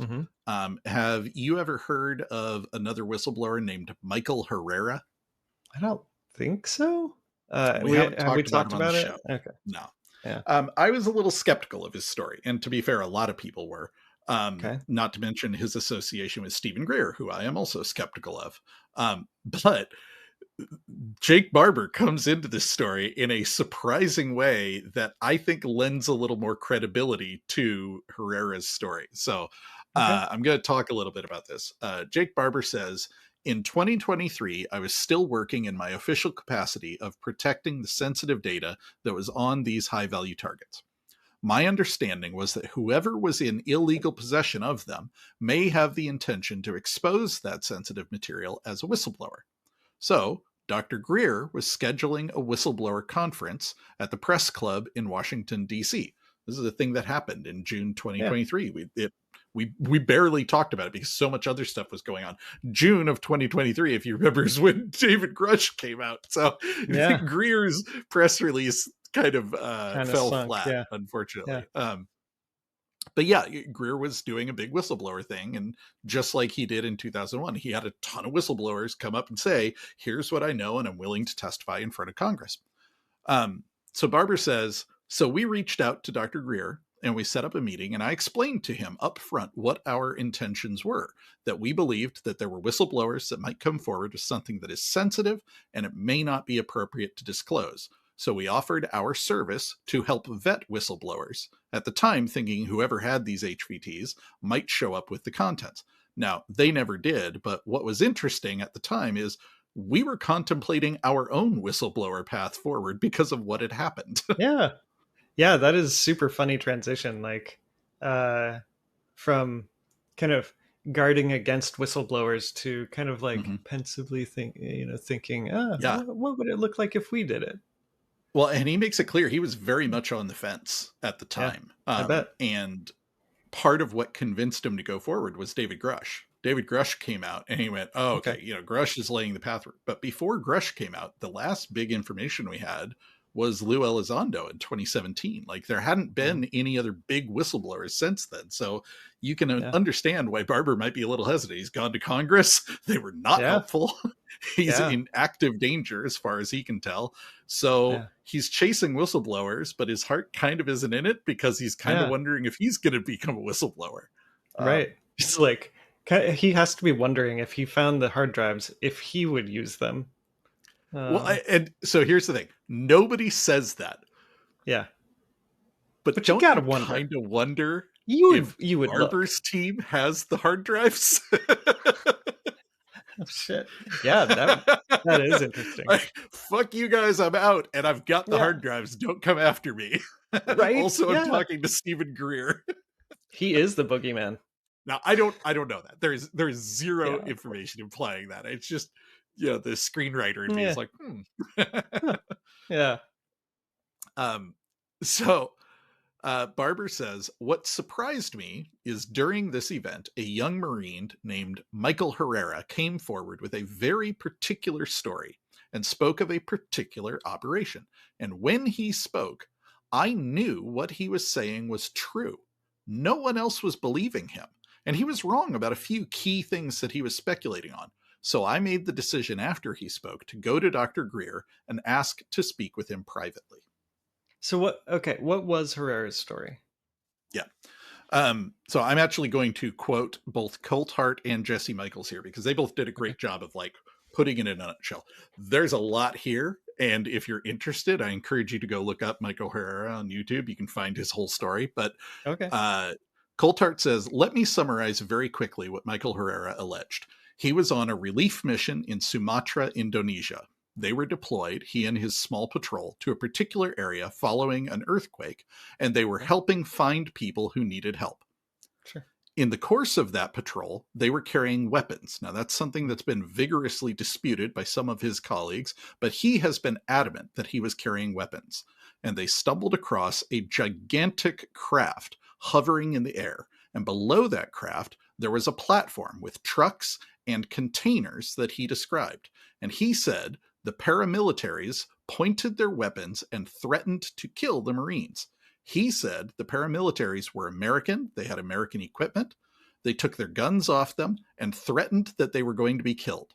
They eventually allowed them to leave, but they were told not to look back. And Jesse Michels tells the same story and adds a little bit at the end. He says, and then somebody back channels Herrera from the program and says, this is actually the reason they were there, and they were there next to that craft is because they were transferring psionic assets for the program. And Barber goes, yeah, we back channeled it. That was us. What? Oh, that's interesting. It's super interesting because I had also heard this story that Herrera gave his whistleblower testimony at Greer's conference and then added more to it. And because an insider reached out to him and explained some things. So now we know that person that reached out to him was Jake Barber, which is wild. So Barber says, the reason I reached out to him is we were able to corroborate at least 3 key things from his story. One, that those types of paramilitary units do exist because guys from our group get recruited and offered jobs to go exercise our skills elsewhere outside the US. The other thing is the description of the craft is exactly what I had seen before, the Eight-gon, and my team had seen before, except he claimed this one was like 300 feet in diameter. Wow. The other thing was the containers, and this is the part I find fascinating. He assumed that they must have been transporting drugs because he saw these units on the roofs. And I know that those types of containers, when associated with that craft, are used for the psionic team. That's why they have these mini split HVAC units on top, to provide comfortable environments inside. You can operate inside those containers and they're sealed. They're kind of like a Faraday cage in that regard, where it allows you to concentrate. If you're going to operate from those, you can concentrate on your work as a psionic asset. Yeah. Okay. Yeah. I mean, it makes sense. It's got to be like perfectly HVAC controlled if you're going to do the psionic stuff, right? Right. Yeah. It goes back to what we were talking about, suppressing your instincts. You can't be too cold. You can't be too hot. Like, yeah. So Barber was the one that back channeled it. I didn't understand the quote, that was Barber the one in the craft who disarmed them? No. Disarmed Herrera? No, Barber was very clear. He has near. never joined one of these outside the US groups, but he knows they do exist because they've tried to recruit him and his group before. So he hears this story that an American group with American weaponry, who are not American soldiers, are operating extramilitarily. That part rings true to him because he knows these groups exist. Yeah. The craft rings true to him because Michael Herrera describes the Eight-gon, just much, much larger. And the particular types of units that they have make perfect sense to him because he's seen these before. Yeah. Interesting. So all of this is fascinating. Now, there's a whole bit that I've cut out here, which is when Barber back channeled him and told him this, Herrera then had an interview on a podcast, and I haven't listened to it, so it's unclear to me whether Herrera said this or the host said this, but somehow that got interpreted as human trafficking. Sure. So Herrera initially assembled that these containers were for drug trafficking, and then Barber tells him, no, actually they're for psionic assets. And he goes, oh, okay, it was human trafficking. And Barber's like, that's not what I said. No. And they've got a whole thing about how actually the psionic assets are recruited from other countries, but they're very well treated. And it got real weird. But in a nutshell, Jake Barber, in the course of chasing down these high value targets and preventing Whistleblower from going live, works with Dr. Greer, hears Michael Herrera, recognizes elements of his story, and back channels him, which we have now heard. So, of course, it doesn't prove anything, but it is a fascinating little thread through some things that we've heard around. Now, there's one last detail to this story that you're gonna love. It's the cherry on top. Okay. Barber says, this entire incident was brought up with my corroborations and my additional information, and was presented to Sean Kirkpatrick's version of Arrow. In the Arrow historical report, he patently denied it and wrote it off, saying there was no evidence of this encounter. And I know for a fact that Sean Kirkpatrick has admitted outside of the office of Arrow, directly to members of the Senate Intelligence Committee, that it did in fact happen exactly as reported by Michael Herrera with my additions. Of course. Yeah, I mean, of course he fucking did. Like... Of course he no surprise. Did. It'd be nice to go more than a few episodes without having to talk about Kirkpatrick anymore. I know. Someday. All right. So the last thing I want to talk about is Skywatcher. Okay. So we mentioned last time that Jake Barber has started a new group where he has brought out some of the special forces guys that he knows and some of these psionic assets. And he's like, we've started a group called Skywatcher, and we are going to do what we were trained by the military to do, which is we are going to summon and interact with UFOs. We're going to invite one to land and we're going to retrieve it. Nice. Big claim, right? Yeah. One thing before we get to that is one of the first things that Skywatcher did is they were hired to go investigate the mystery drones in New Jersey by the military. Sure. So in the extended interview, we got a little information about that. Barber says, touching on the New Jersey thing, we were just out there. We were assigned to support the DoD and the FBI task force, and we were primarily focused on the activity above and around Picatinny Arsenal. But we found there was not a lot of coordination going on. The powers that be really didn't know what was going on, or very few do, and they're clearly not communicating with the rest of leadership and the public. Yeah, absolutely makes sense. Like, uh, Based on what we saw, yeah. yeah, right. Yeah. Did they figure anything out though? Barber talks a lot about this. He kind of dances around it a little bit. I'm not sure if he's not allowed to be explicit, but the nut of what he said is there's something very concerning over Picatinny Arsenal. First night there, on the ground, within 30 minutes, all these orange orbs coming to existence right over Picatinny Arsenal. Yeah, interesting. He doesn't say drones, but right? Barber says, so the first thing we looked at was, okay, these are probably large drones that we know the classes of that are available out there in the military inventory that are turning off its lights en route and then on return to base, which is illegal. So these were lights off, flying at over 400 feet over Picatinny Arsenal in restricted airspace, just sitting there 5 hours plus in some cases. Yeah. Okay. So totally aligns with what we've heard about the drones. Weird, not necessarily non-human. Definitely strange, though.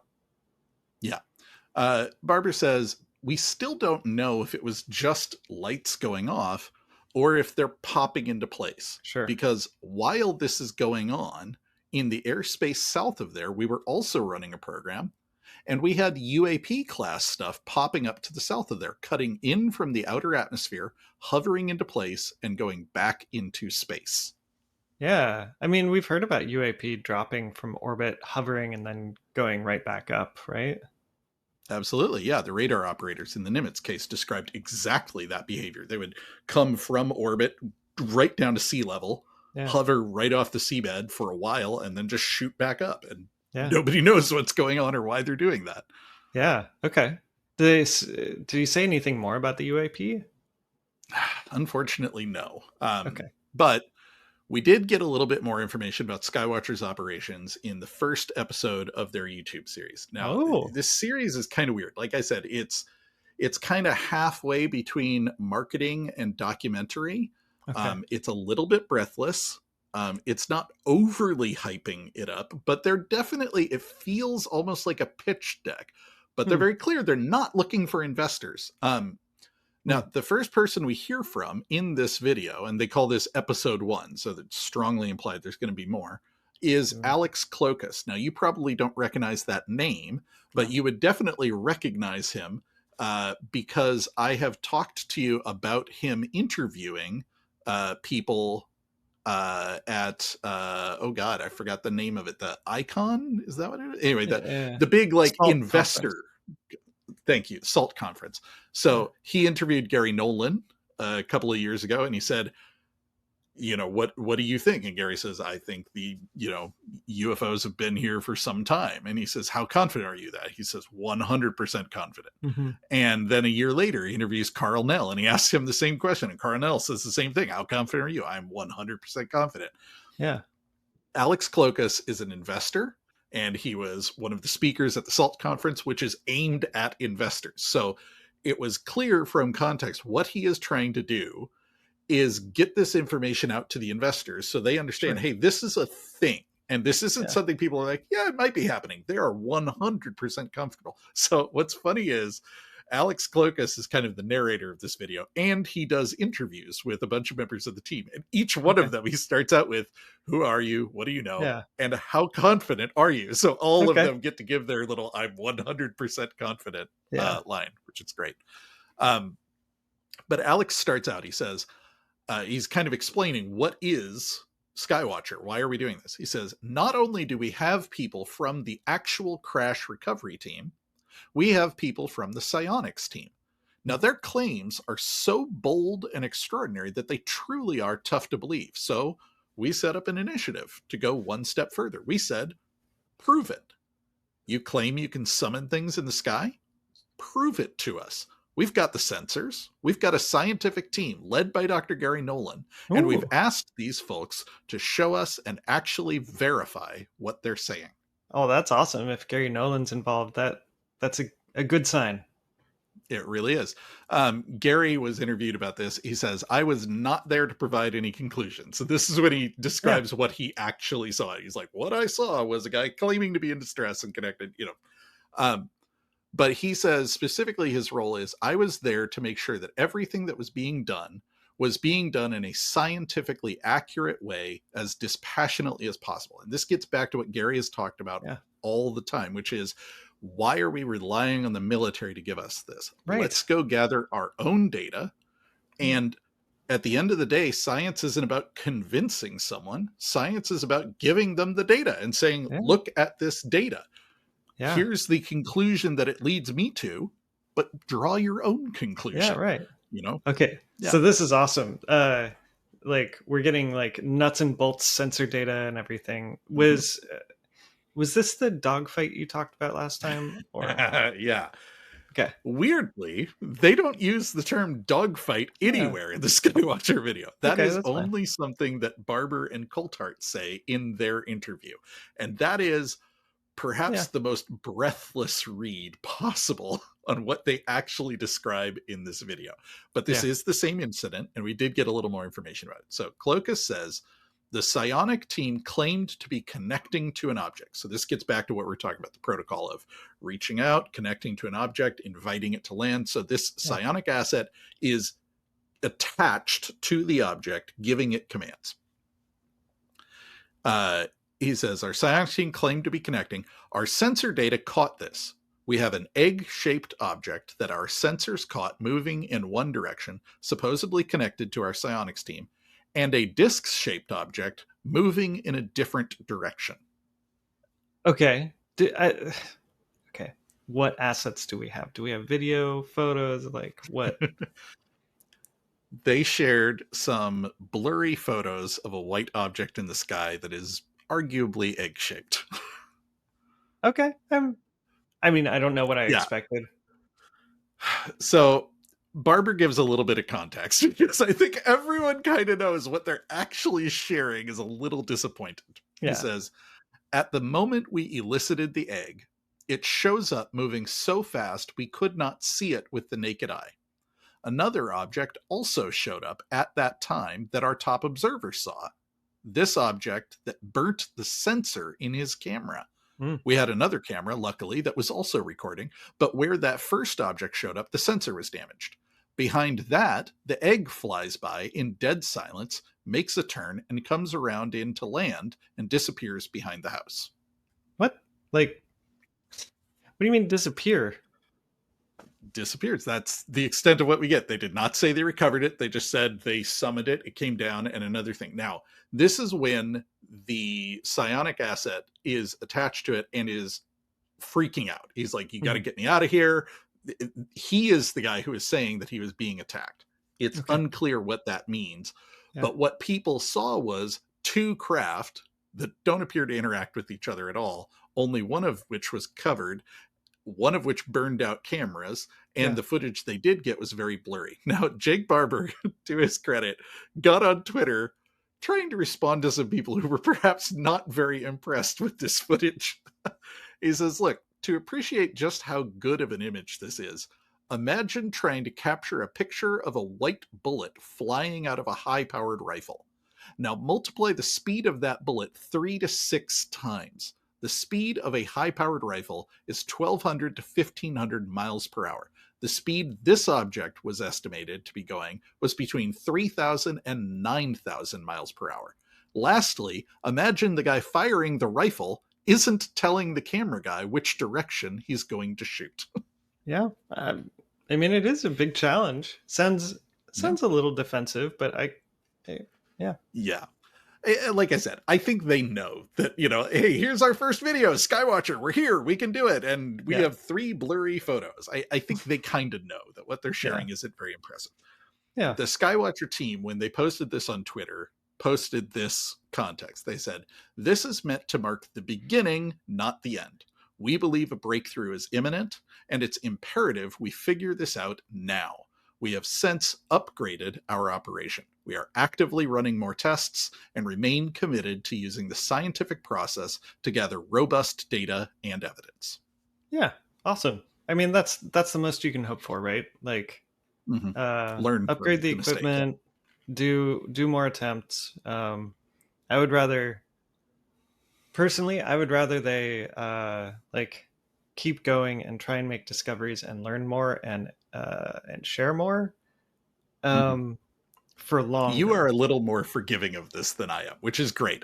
Yeah. Usually we kind of fall on the opposite side here. I'm a little more hesitant. You guys claim to have done this before. Right. Why did you only have two cameras? Like, I accept something happened and one of them burned out. Maybe the Sure. object burned it out. We have heard Yeah. reports of these objects fucking with things recording them, but Mm-hmm. why wasn't your observation post just fucking bristling with recording I gear? mean, that Like, shit's call Avi expensive, Loeb. though. He's desperate to set cameras up, like It's true. Yeah, I like mean, the it is impression true. I got was the main camera burned out and we had an iPhone. And like that shouldn't be your plan B. Yeah, I mean, I'm with you on that, but also equipment is expensive, and Mhm. they're just starting out. Like this is an That's fair. airplane mechanic. Come on, I guess what do you expect here from? is part of my context. This topic has been so effectively stigmatized that I Yeah, think there's actually a risk that introducing bad evidence yeah, might do more harm than no evidence. Like if I was in their spot, I maybe would have gone, maybe we don't tell anybody about this first encounter. Maybe we go out and run another encounter and get better footage. And that's when we go public. Like people are so hungry to debunk that coming out with bad footage, I think just gives ammo to the people who are like, see, there's nothing to this. And now the bar is that much higher for them the next time. If this was a new topic and everybody was coming to it neutrally, I totally agree. Every bit of information is good. In this case, a part of me kind of wishes that they had just held off until they had better evidence. yeah. But now their second evidence is going to be that much better. Now you Let's got a hope. bar. Let's hope. Yeah. Now they will say, because they're kind of aware their footage is unimpressive. So, like, okay, Mm-hmm. well, what else happened? Cloacus says the day we were wrapping up our event, something incredible happened. There was a mass UAP sighting directly in the area where we ran our operation. There were dozens of claims on neighborhood apps of residents seeing anomalous things in the sky. The story picked up steam, and in a few days, there were thousands of tweets about the incident. The FAA even imposed a temporary flight restriction over the area where we ran our operation. Now, is this causation? Did we cause this event? Is this correlation? Was it purely coincidental? I give Cloacus credit for not explicitly stating, we did that. Like, he's just saying, that's interesting. Yeah. Yeah, it is good. Yeah, I think it'd be. I think it. I think it's fascinating that they didn't get any photos of that. But um, hopefully there's Now, more coming. we've been talking for a long time, and I can tell that poor Chuck's energy is flagging. It's I true. have one last thing I want to talk Yeah, about. bring it on. So, Coulthart mentions what I assume will be the topic of the next Skywatcher video. I don't know this, but the implication is there. Coulthart says there was a retreat that took place at Esalen, which is a Hmm. beautiful location south of San Francisco, and Jake and I attended that retreat. Sorry, I'm looking this up.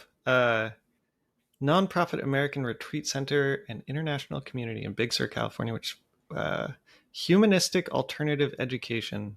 Um, huh. Looks Think nice. hippie commune. Yeah, it does Like look. is the impression I get, which Yeah. is fine, but yeah, I'd never heard of this place. Barber said it felt absolutely historic. We had doctors, we had neurosurgeons, we had physicists, we had high net worth individuals in the billions that were Yeah. extremely open minded and had a frontier attitude towards all this. We had mystics, we had psychic kids, we had children from Germany that could harness and actually showcase their ability to perform telekinesis, their ability to psychically see things with their mind, and we're able to prove that to all of us. Uh, so, okay, is this episode 2? Like, what are we talking about right now? We don't know. And to be clear, Okay. I don't think this retreat was a Skywatcher event. I think Skywatcher was there participating in this big Okay. event Okay. All that right. was kind of alternative stuff. Okay. Got it. Barber says, we deployed our psionic assets and we summoned UAP. We had the UAP come, fly around, visit, hang out with us, and take off. Oh, that's cool. Right? Yeah, like, do we have witnesses, photos, videos? Like, So Coulthart says, he's kind of cagey about it. He's like, I don't know how much I can talk about this. It's kind of up to Alex Klokas and the Skywatcher yeah. team to disclose this, but I can tell you that I witnessed a person with alleged psionic abilities help a group of 30 or 40 people go into a deep meditative state. And this person had said to me that afternoon, Ross, we're going to see a blue orb tonight. And I kind of giggled nervously. Yeah, I love it. I think I'd probably act the same, like How do you uncertain but react to that, delighted. right? Yeah. Hi, Ross. I'm the psychic who's going to summon a UFO tonight. We're going to see Yeah. a blue orb. Yeah. Okay. Cool. Coulthart says, what happened was he starts meditating and ping, up on the far horizon over the ocean, these two white orbs, slightly golden at times, they start coming towards us. And I won't embarrass this gentleman, but there's a certain person of extraordinarily high wealth and extraordinarily big heart who's yelling at these objects going, we love you, come closer. Oh man, I want to know who it is. Like, Right? I think we can yeah. rule Elon out. Yeah, absolutely. Like, I'm trying to picture Bezos like stoned out of his gourd. Like, maybe I don't know. Or Bill Gates. Yeah, there you go. He's It's old. gotta He be doesn't give a Gates. fuck anymore. Yeah, yeah. Coulthart says, and the whole audience, you know, we've all been meditating and being invited to sort of try and psychically connect. And I am a miserable failure of a meditator, but something happened, and the audience's loving engagement. I know this sounds hippie-ish, but essentially the loving engagement with that phenomenon encouraged it to come closer, and they did. They came closer and closer and closer. And like, did it land on them, near them, or This is the best part of the story. okay? Ross says, so we're sitting in one part of Esalen, and there were a whole lot of beautiful young people sitting stark naked in these hot springs on the other side of Esalen. And all of a sudden, they see these blue shapes coalescing in front of them. And we got images from the hill looking down of a blue orb, a beautiful, at times octagonal looking blue orb, which kind of hovered near the hot springs. And then it went and landed on the beach. So the Eight-gon was invited to come over and immediately took a detour and hung out with the young, attractive, naked people. And then Ross makes that exact joke. He's like, I can't blame it. Why wouldn't it go hang out with the beautiful naked people? Why would it hang out with me? Amazing. Yeah. Unfortunately, that's all we got. Like, he implied that he doesn't want to talk about it because they're going to talk about it in the upcoming Skywatcher video. Boy, I hope so, because what a story. Yeah, that's such a good story. I can't wait to see that episode. Right? UFO seen by nudists tonight on Ross Coulthart Live. Amazing. Yeah. Oh, man.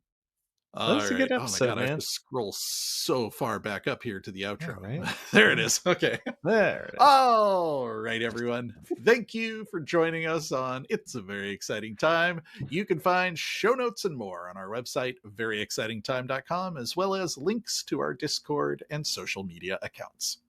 And you can email us at scott.or.chuck@veryexcitingtime.com. And if you'd like to support the show, check out our Patreon at patreon.com/veryexcitingtime. And Chuck, as always, my wife thanks you for listening to me talk about UFOs so she doesn't have to.